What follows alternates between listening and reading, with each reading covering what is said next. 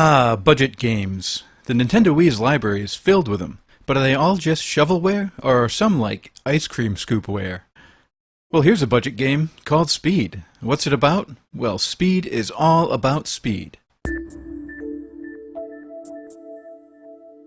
So, here's the game in its big box. The game disc itself comes in a little cardboard sleeve.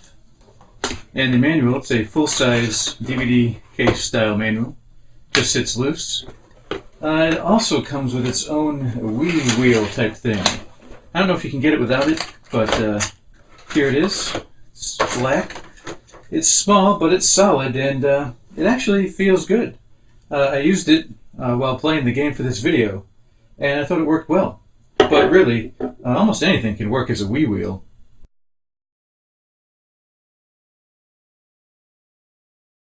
Okay, so you know what the packaging is like, but what is the game like?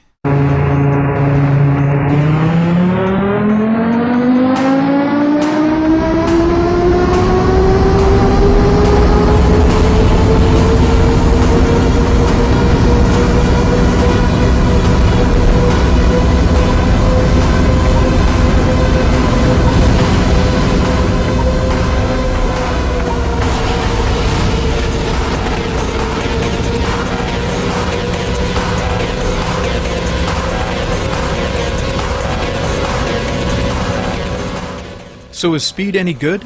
Well, yes and no. First, I do like the graphics, though they aren't anything spectacular. The tracks have a very deserted feel to them. There's not much scenery to look at, there's no fans watching from the stands. They're barren, but not barren in a post-apocalyptic way. It's kind of barren like you and some buddies broke into an old abandoned racetrack on the weekend to drive around for a while. I like the sound of the engines, and the music is appropriate to the game. Most importantly, though, the cars are fun to drive. The car. There are many different race teams to choose from, but the cars just vary in color.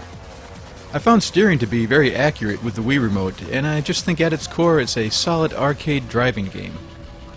The problem is there just isn't much game to it. The main mode is the championship mode. You have 7 tracks and you race on each one in amateur class, trying to get first place in order to unlock the professional level. Once you unlock Professional, you have to get first in each track in order to unlock, well, nothing. That's the end. You just get a little congratulations screen, and then the credits. There is not even a single race mode, like you can't just pick a track and a number of laps and opponent difficulty and race. All you can do is pick from the races you already completed in one of the 2 difficulty levels, and race with whatever set amount of laps is given for each track. There is a time trial mode, but even that is limited. You begin the race with a full-speed rolling start and then get to do 1 lap, and it's over. If you want to try again, you have to click Retry Race. So there aren't a lot of racing options. There also isn't a lot of competition.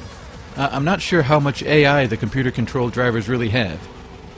If you're ahead, they bump you off the road from behind, but I don't know if they are actually trying to wreck you, or they just are dumb and happen to hit you because you slowed down for some reason.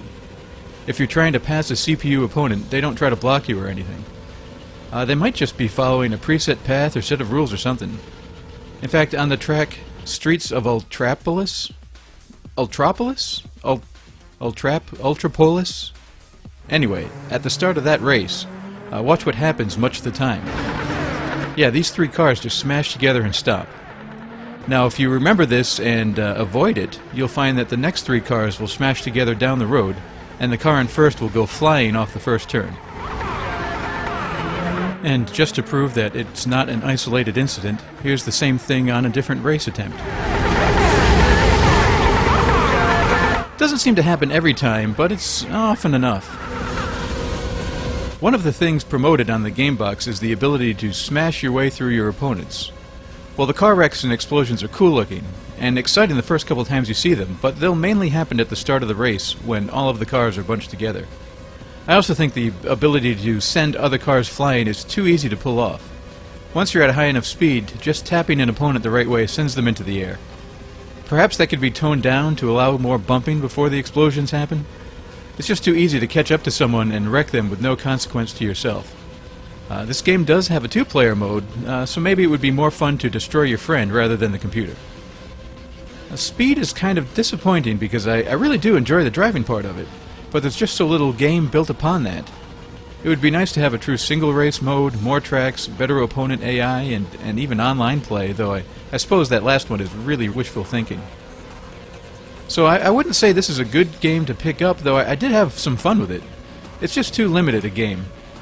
But I'd like a sequel, you know, to take the core driving experience, keep that the same, because in my opinion it's really good, but just add a more extensive game to it. I don't know, just add some pixels or gigabytes or something.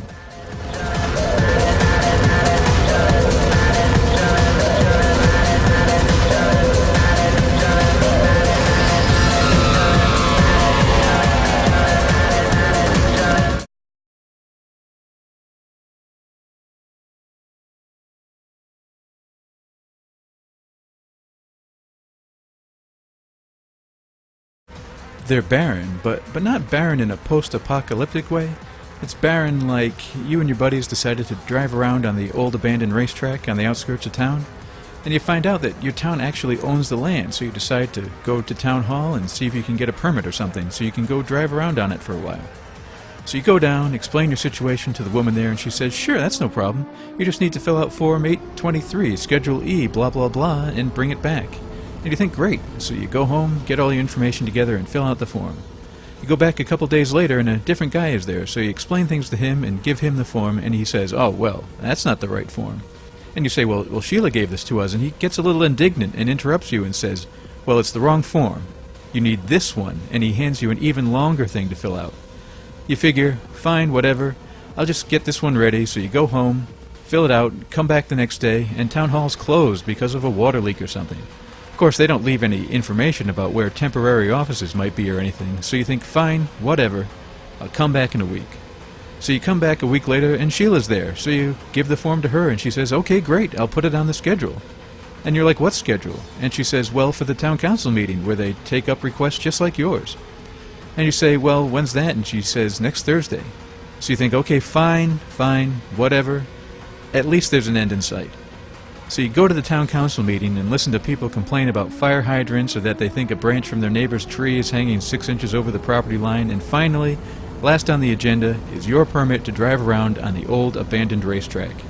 So you step up to the microphone and explain that you and your friends would like to be able to just take some cars out for an afternoon and have some fun. And the town council's like, what, are you drag racers? What, are you street gang? And you're like, no, what are you talking about? We just want to go to an unused racetrack with no other cars or pedestrians and just drive around safely. And they say, you going to be drinking out there? We can't expose ourselves to any liability because a bunch of street toughs go kill themselves driving too fast in their Datsuns. And you're like, no, we would never drink and drive. And wait, Datsuns? Street toughs? And they just shut you down and they say, permit denied, without even giving you a chance. Disgusted, you walk out to your car and call your buddies and say, look, this is ridiculous.